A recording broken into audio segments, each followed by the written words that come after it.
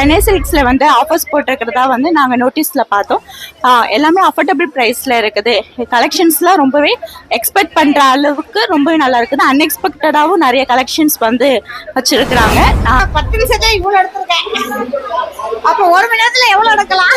குறைச்ச விலை எல்லாமே 1000 ரூபாய் பட்டு கூட 500 ரூபாய், 2000 ரூபாய் பட்டு கூட 1000 ரூபாய். சூப்பரா இருக்கு.